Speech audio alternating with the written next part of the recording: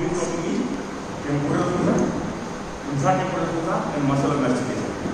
Okay? So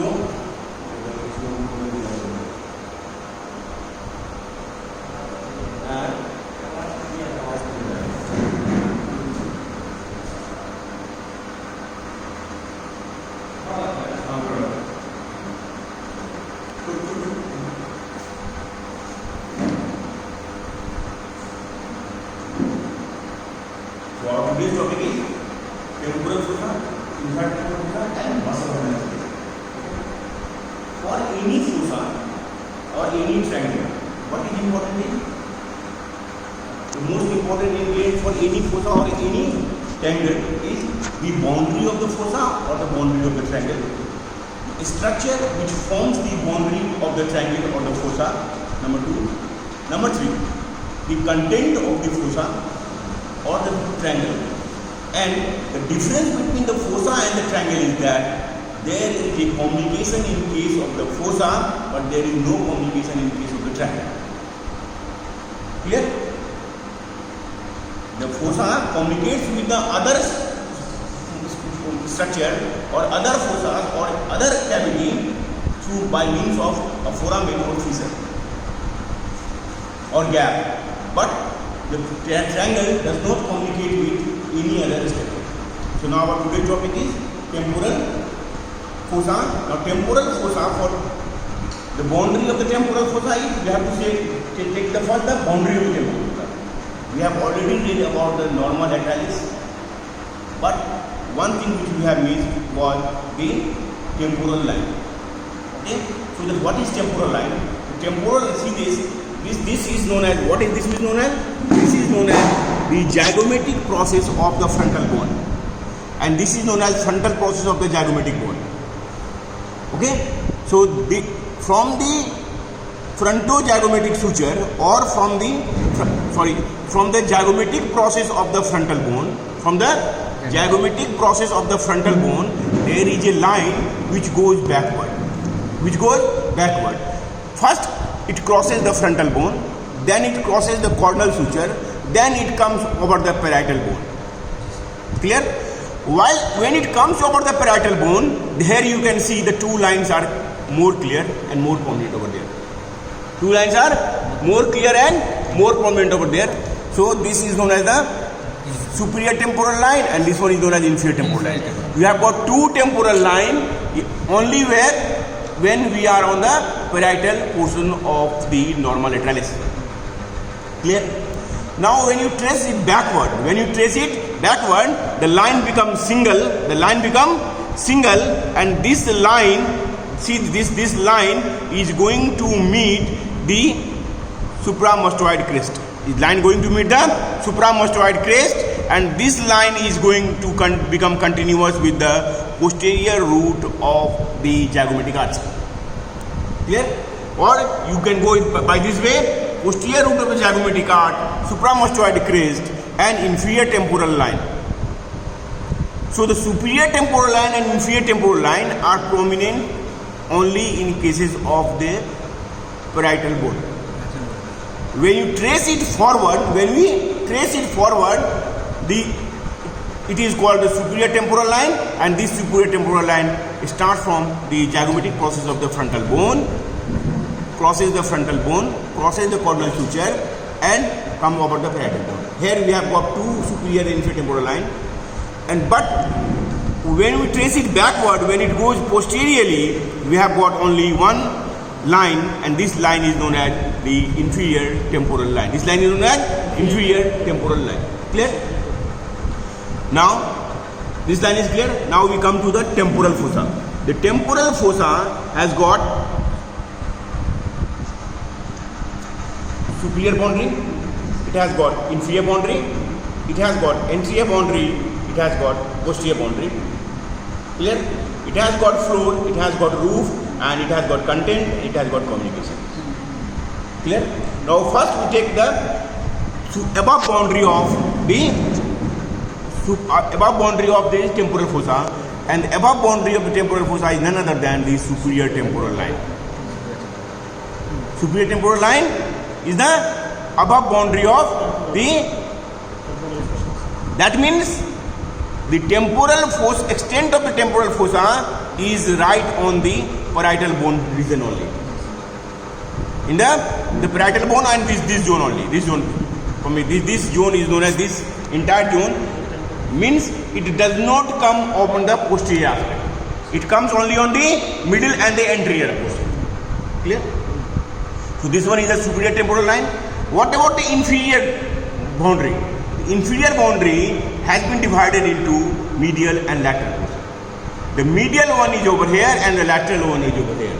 The laterally this boundary is being formed by zygomatic arch, and medially it is formed by the infratemporal crest of the greater wing of sphenoid bone. Infratemporal crest of greater wing of sphenoid bone. So this one is the infratemporal crest of greater wing of sphenoid bone. Have you heard the name of infratemporal crest of greater wing of sphenoid bone?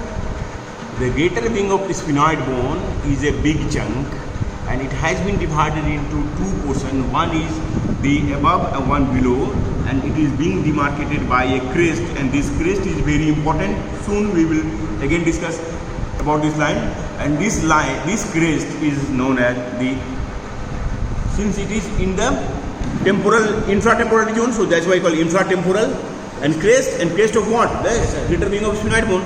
That's why it is known as infratemporal crest of the greater wing of sphenoid bone. So superior boundary, and we have got the inferior boundary. Now we come to the posterior boundary.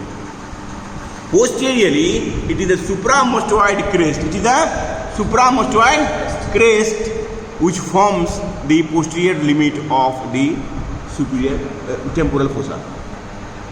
Posteriorly, the supramostoid crest forms the posterior limit of the temporal fossa. So temporal fossa is, it covers this entire zone. That means from the superior temporal line and up to the supramostoid crest, it covers the entire this zone also. So now we have completed the above line, below line, posterior, and anteriorly. Anteriorly, you see, it is anterior wall is completed by the frontal bone, the zygomatic bone, and the sphenoid bone also. Okay? Frontal bone, zygomatic process of frontal bone is coming over here.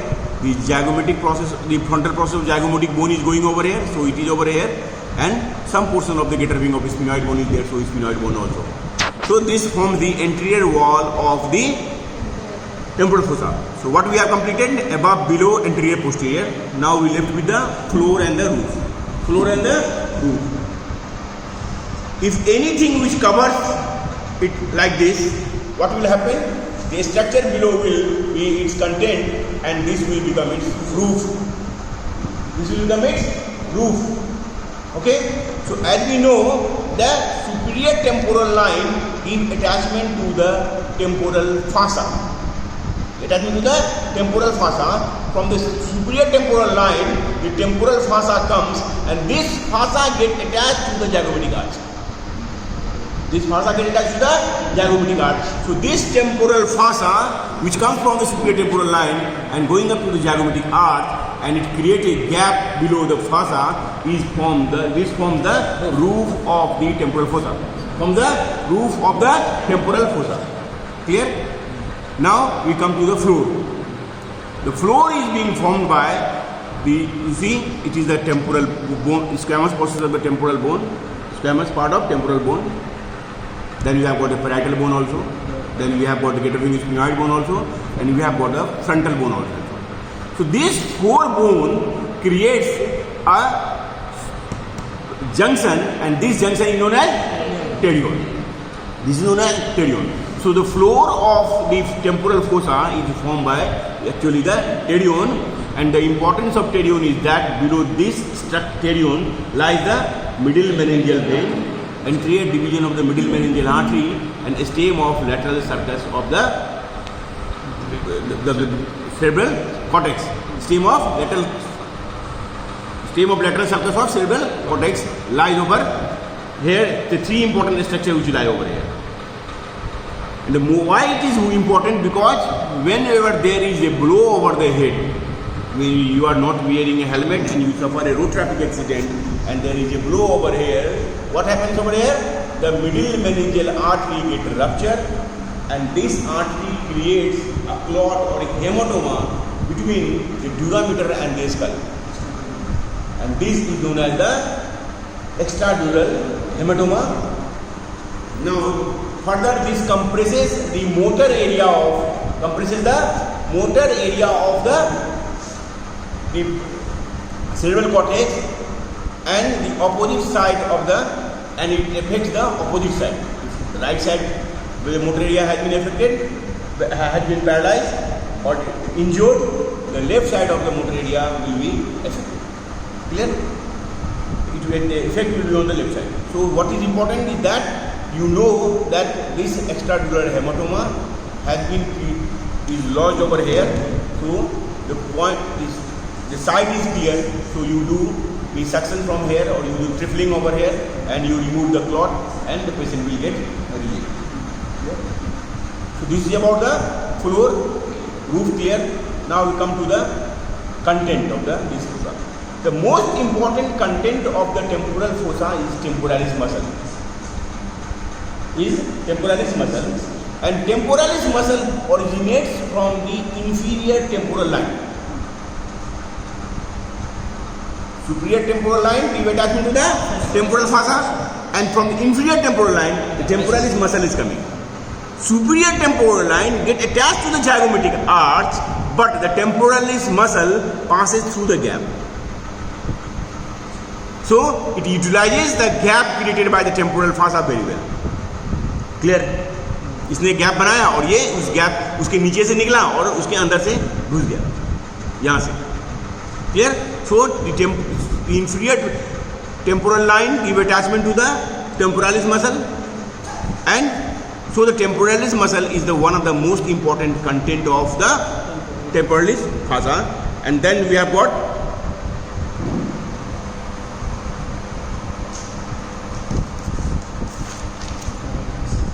the middle temporal artery,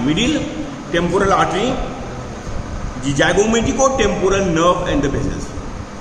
Have you heard the name of zygomatico-temporal nerve? कहाँ सुना, कहाँ मिला? Zygomatico-temporal nerve is a branch of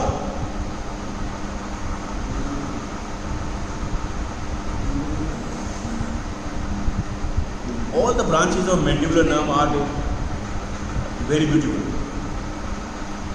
It is the branch of the maxillary nerve, and it is meant for what? Zygomatico-temporal, why it comes over here? It is going towards the lacrimal gland. It carries the post-ganglionic fiber for the lacrimal gland. Post-ganglionic fiber provides the post-ganglionic fiber for the lacrimal gland. That's why. So zygomatico-temporal nerve over here. Then you have got the deep temporal nerve. Now this is a branch of the anterior division of the mandibular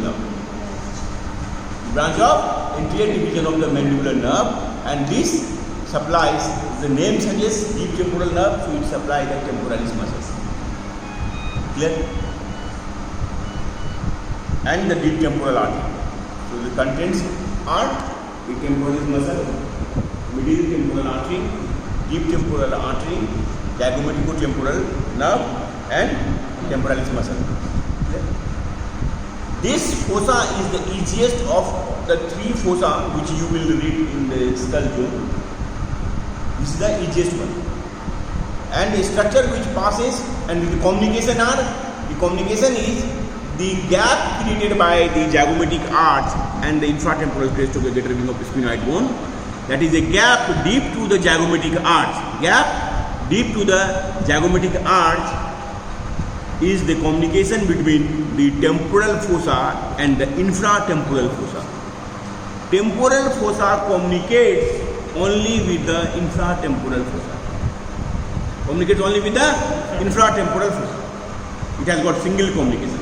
And the structure which passes through these communications is the temporalis muscle. Okay? And the arteries nerve also passes, but the most important structure is temporalis muscle, which passes from here. So this is all about the temporal fossa. Any question?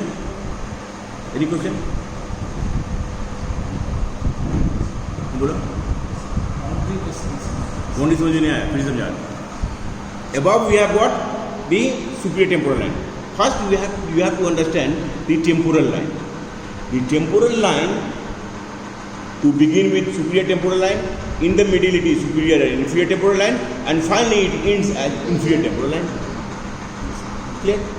So it starts from here as superior temporal line and start from the zygomatic process of frontal bone and ends as supramostoid crest of the greater wing of the sphenoid. This much is the zone of the temporal fossa. So superior boundary is formed by the superior temporal line. Clear? Anteriorly it is formed by the zygomatic process of frontal bone. So zygomatic process of frontal bone and superior the temporal line coming over here. So this become continuous. So anterior boundary you have got here. Posteriorly we have got the supramostoid crest, inferior temporal line going to meet over here. So this become the continuous. Inferiorly you have got, it has been divided into medial and lateral portion. Medially you have got zygomatic arch and laterally we have got infratemporal crest of the greater wing of the sphenoid bone. Clear? Now we should move on the infratemporal fossa. The name is infratemporal fossa. That means anything which is below the temporal is known as infratemporal fossa. Anything which is below the temporal fossa is known as the infratemporal fossa. And the infratemporal fossa is completed only when you articulate the mandible with the skull. At the base of the skull, when you articulate the mandible, then it is completed. So again, we have to take that which one is the anterior, which one is the posterior, which one is the medial, which one is the lateral. So first I will take the lateral boundary of the temporal fossa, the infratemporal fossa. And the lateral boundary of the infratemporal fossa is formed by the ramus of the mandible. Formed by ramus of the mandible. Here, this one. This ramus of the mandible forms the lateral wall of the infratemporal fossa. Clear? And second easiest one is floor is open. This floor is open and its limit is up to the margin of the lower border of the mandible. Clear? Floor is open and it open पूरा शरीर में तो नहीं आ जाएगा. कहाँ तक आएगा? तो it comes up to the margin of the lower border of the ramus of the mandible. यहाँ तक. Clear? Now posterior boundary is formed by, posterior boundary is also open. Some books write it's open, but some books write the styloid process. The styloid process, and here you have got the styloid process over here. How you will define that it is a styloid process? How you will say it is a styloid process? Is there any if I am a blind person, if the teacher, the faculty is blind, and you have to convince him or her by your words, how you will convince him by your words?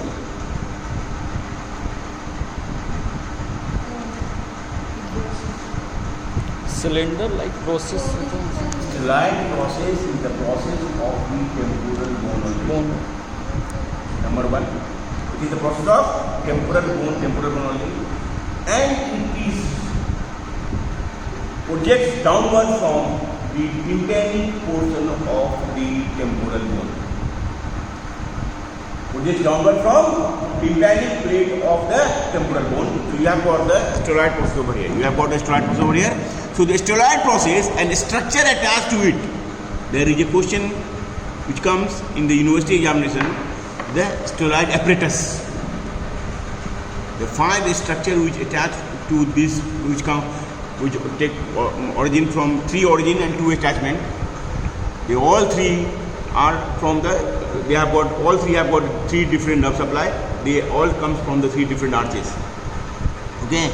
So this styloid process, this and a structure attached to it is the posterior boundary. So what two boundary finished? One is posterior, other is lateral, and third one is floor. Floor is open and I come over here. Now we come to the important structure. Now I am removing this one. Clear? Now what about the medial wall of the infratemporal fossa? The medial wall of the infratemporal fossa is formed by lateral surface of the lateral pterygoid plate. Lateral surface of lateral pterygoid plate. We have got a lateral. This one is called the lateral pterygoid plate, and this one is called medial pterygoid plate. This one is the lateral surface of the lateral pterygoid plate, and this one is the medial surface of the lateral pterygoid plate. This one is the lateral surface of the medial pterygoid plate, and this one is the lateral surface of medial pterygoid plate, and this one is the medial surface of the medial pterygoid plate. Clear? So the lateral surface of the plate forms the medial wall of the fossa. Now what is left is anterior. The posterior surface of the body of the maxilla, forms the anterior wall of the infratemporal fossa. Clear? Posterior surface of the body of the maxilla forms the anterior wall of the temporal fossa. So anterior finish, posterior finish, lateral finish, medial finish, floor finish. What is left is the roof. And the roof is formed by infratemporal surface of the greater wing of sphenoid bone. Infratemporal surface of greater wing of sphenoid bone, this one. And the importance of this surface is that the roof contains two foramen, foramen ovale and foramen spinosum. Foramen ovale and foramen spinosum. You see over there in the roof, you have got two foramen, the foramen ovale, and here you have got the foramen spinosum. Foramen spinosum over here. Why? How you will say that this one is the foramen spinosum? Is there any catchy point to find out this is foramen? बाहर से जब देखेंगे बेटा, बाहर से कैसे पता करेंगे? Name is foramen spinosum. That means it is at the base of the spine of the sphenoid bone. If a skull is devoid of the styloid process, an examiner asks you where is the styloid process, and only the stump of the styloid process is present over there. How you will say that this one is the exact position of the styloid process? foramen spinosum के बगल. Just behind the foramen spinosum, the stump which is available is the stump of the styloid process. Or the foramen ovale is situated just anteromedial to the styloid process. We have got the foramen ovale, the bigger one. The foramen ovale is always bigger than the foramen spinosum because the tiny structure which passes through the foramen spinosum, but the larger structure which comes from the foramen ovale. ये वाला spinosum. Ovale. ये वाला spinosum. ये नहीं spinosum. Spinosum यहाँ. Spine of the sphenoid bone is over. Spine of the sphenoid bone is over here. That's why this one is the sphenoid process. This one is the spinosum. spinosum. This is nothing. This is the scaphoid fossa. This one is the scaphoid fossa. Clear?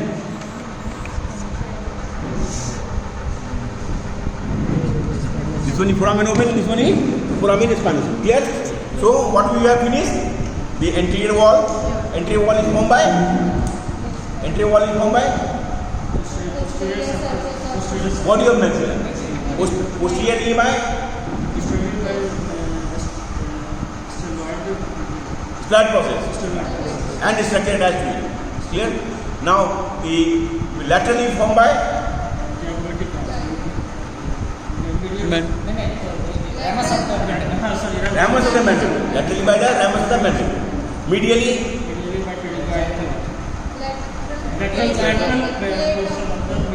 lateral surface of lateral pterygoid. Lateral surface of lateral pterygoid. And what about the roof?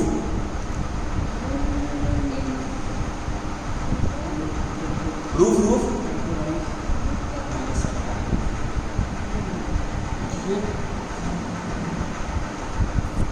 Roof is communication with the temper of the sand. जागृतिक arch का sir. जागृतिक arch. ये है बनाया sir. रूप तो ये बना. अगर ये रूम रहेगा, छत में इतना बड़ा छिद्र रहेगा तो पानी टप टप गिरता रहेगा. क्या? मैक्सिला का सर. मैक्सिला तो यहाँ है, तो छत कैसे बनाया? स्फेनाइड का. स्फेनाइड का क्या? स्फेनाइड का crest Great.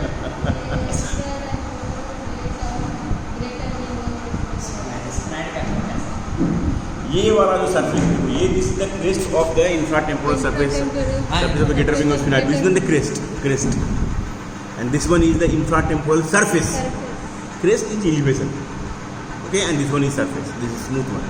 So this one is the infratemporal surface of a greater wing of sphenoid bone.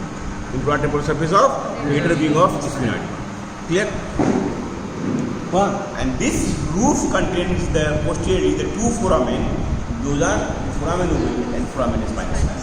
So we finish the anterior, posterior, medial, lateral. Everything is now the boundary is clear. Now we come to the communications. This fossa is very important for its communication. Now you see on the top of the lateral wall. The lateral wall है ना ये lateral wall. Lateral wall is called lateral surface of the lateral surface of pterygoid plate, lateral pterygoid plate, and the anterior wall. The lateral in between the lateral wall and the very good. आप तो professor हो गए. Lateral wall and the anterior wall. Clear?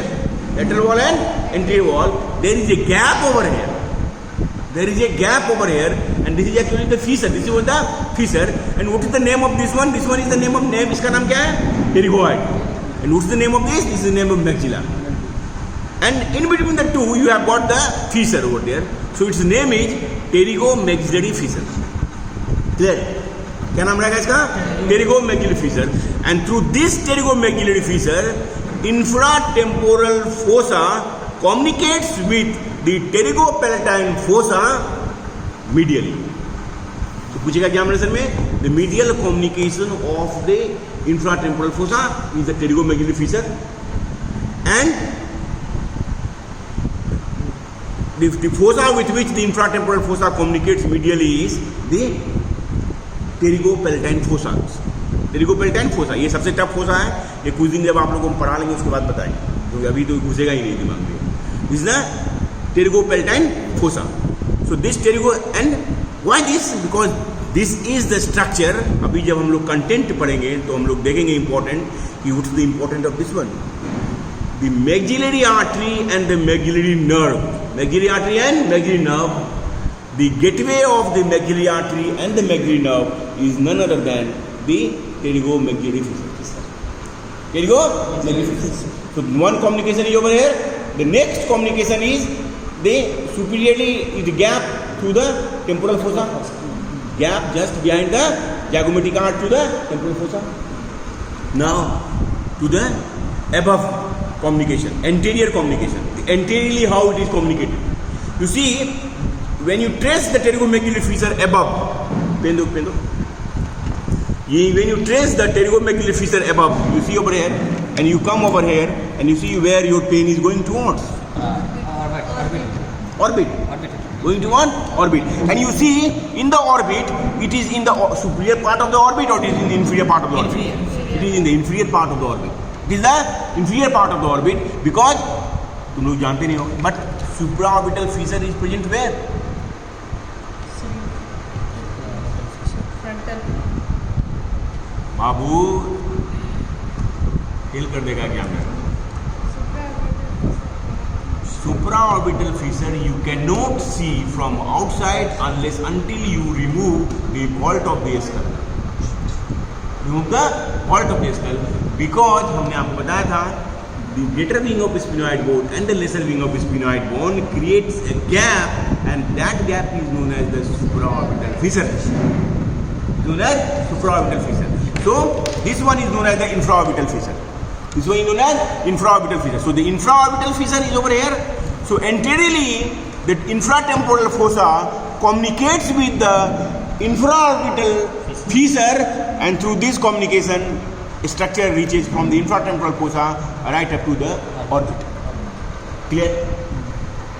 कौन-कौन communication हुआ? Pterygomaxillary fissure, infraorbital fissure, and the temporal fossa. Is there anything left?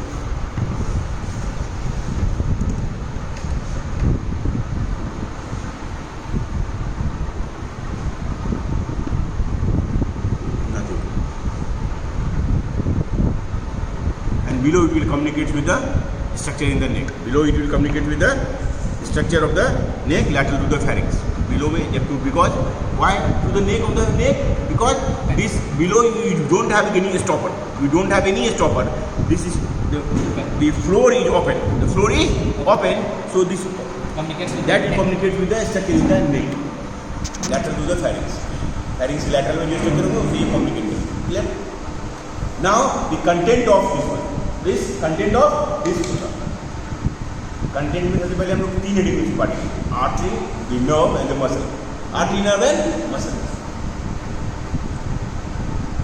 Our third topic is muscle of mastication. So this,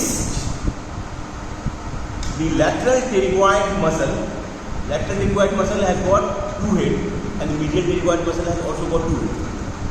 Clear? The 2 heads of the lateral pterygoid is known as upper and the lower, and 2 heads of the medial pterygoid is known as superficial and deep. Why so? You see, the infratemporal crest of the greater wing of sphenoid bone, infratemporal crest of greater wing of sphenoid bone give origin to the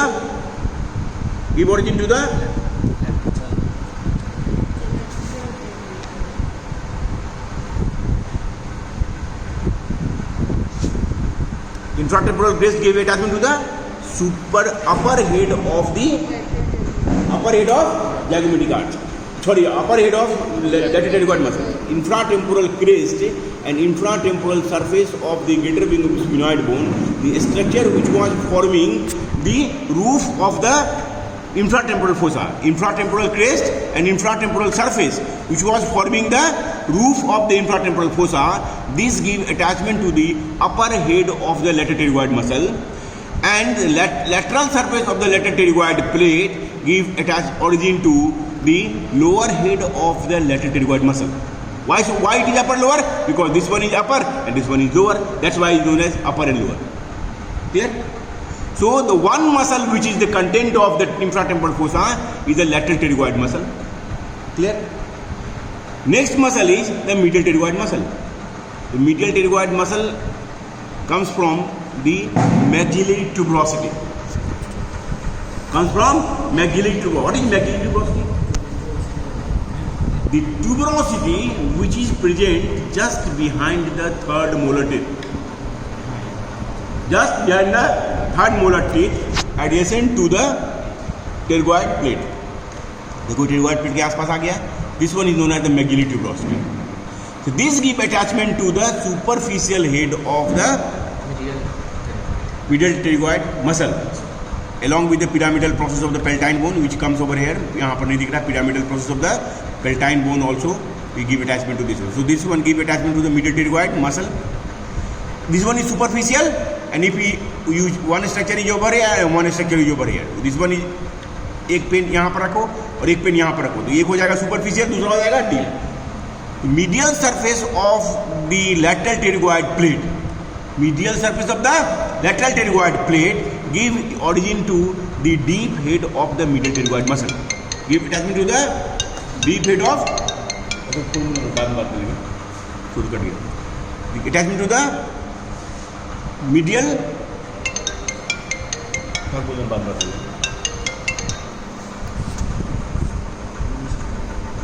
pterygoid muscle का deep head. So superficial head over here, deep head over here. So the two structure which comes over take origin in the zone of the infratemporal region is the content of the muscle of the infratemporal fossa. One is the lateral pterygoid muscle and other is the medial pterygoid muscle. Clear? The temporalis muscle actually passes through this one.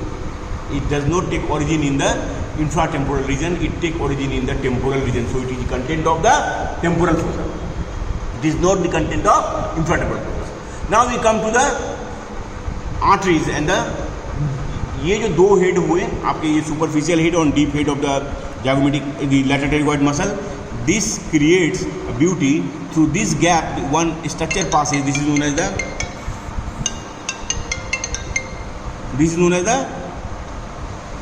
maxillary artery which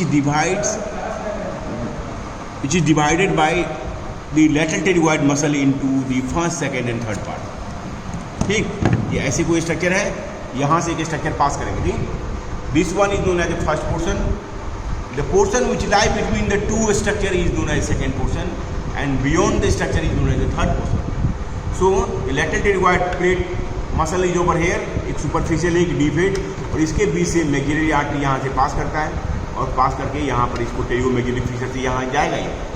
So the first part of the pterygomaxillary fissure, maxillary artery, and the second part of the maxillary artery.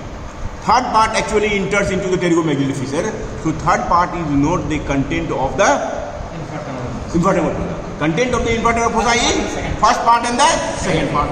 अभी ना इतना दिख रहा है, लेकिन जब ये left side muscle रहेगा तो पूरा फिलअप किया हुआ रहेगा, तो उसको चांस नहीं देगा. जब जैसे ही वो थर्ड पार्ट निकलेगा इस फिशर में इन कर जाएगा. ठीक. So we have got the first part and the second part of the maxillary artery.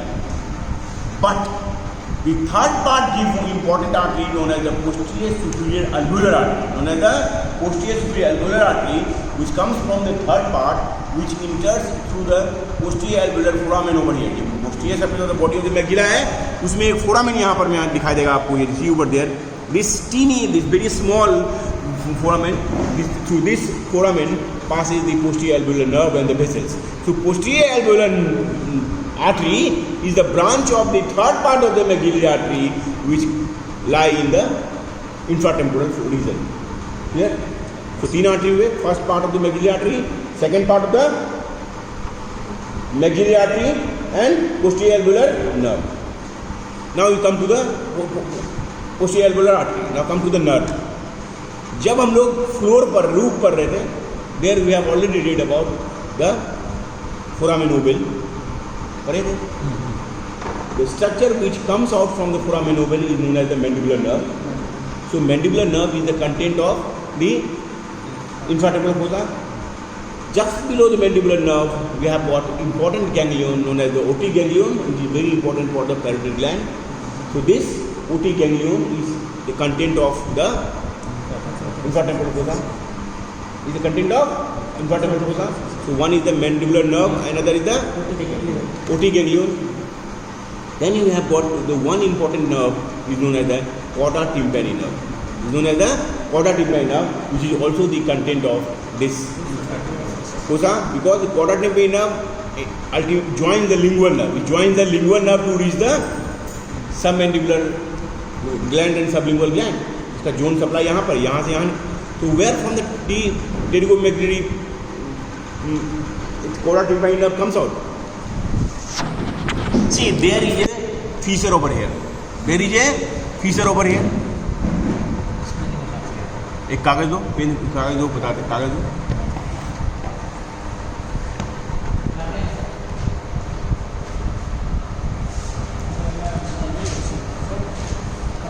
नहीं बता दें. See, there is a plate over here. This is known as the squamous portion. Okay, and here is a plate. This is known as the tympanic portion. So this will be known as squamotympanic fissure. Clear? But there is a plate which ends into it. There is a plate which ends into it, and this is known as tegmen tympani. This is known as tegmen tympani. Now what this tegmen tympani will do? This tegmen tympani actually forms the roof of the middle ear, and it is the portion which, this is the bone of the petrous part of temporal bone. Petrous part of temporal bone. So instead of calling it tegmen tympani, we will call it as petrous. We call it as petrous. So this one is known as the petrosquamous fissure, and this one is known as the pterotympanic fissure. Clear? इसको क्या कहेंगे? टेरोटिम्पैनिक. इसको क्या कहेंगे? टेरोस्क्वामस. Clear? Now you see that the अब यहाँ पर में अगर आए हम तो this one is the squamous part of the temporal bone. Clear? And this one is the tympanic part of temporal bone. Clear? So here we have got this fissure over here, and इसके बीच में आ रहा है tegmen tympani, which divides into the टेरोस्क्वामस and टेरोटिम्पैनिक. टेरोटिम्पैनिक इधर वाला हो गया और टेरोस्क्वामस उधर वाला हो गया. Now if structure which comes from here will, अगर यहाँ से निकलेगा फ्रॉम द टेरोस्क्वामस से अगर निकलेगा तो क्या होगा, इस जॉइंट में बार बार वो हिट करेगा, because this is the articular portion and this one is the non articular portion. So from petrotympanic, इस जोन से टेरोस्क्वामस से कोई स्ट्रक्चर नहीं निकलेगा, because it is the articular portion and this one is a non-articular portion. So from here the structure will comes out, and this one is known as, one structure is known as the chorda tympani. Chorda tympani is a branch of facial nerve. Chorda tympani nerve यहाँ से निकलेगा. Clear हुआ? So the chorda mandibular nerve and we have got the chorda tympani nerve also over here. Clear हुआ? दो चीज हो गए.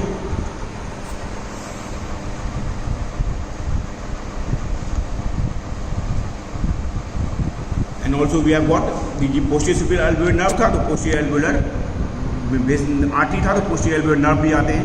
The posterior alveolar nerve also comes, which is a branch of the maxillary artery, maxillary nerve, which comes from the pterygopalatine fossa up to here to enters into the maxillary sinus, where it has to supply the molar teeth. So the maxillary posterior alveolar superior alveolar nerve is also the content of the infratemporal fossa.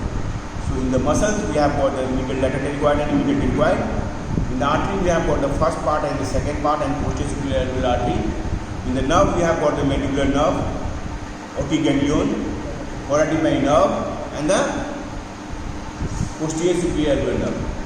And the most important venous plexus which is found in the skull zone is the pterygoid venous plexus. The pterygoid venous plexus, and this pterygoid venous plexus is found in the infratemporal region. Found in the infratemporal region. Clear? Communication बता दिए, boundary बता दी, आगे और कुछ बता दें कि छोटे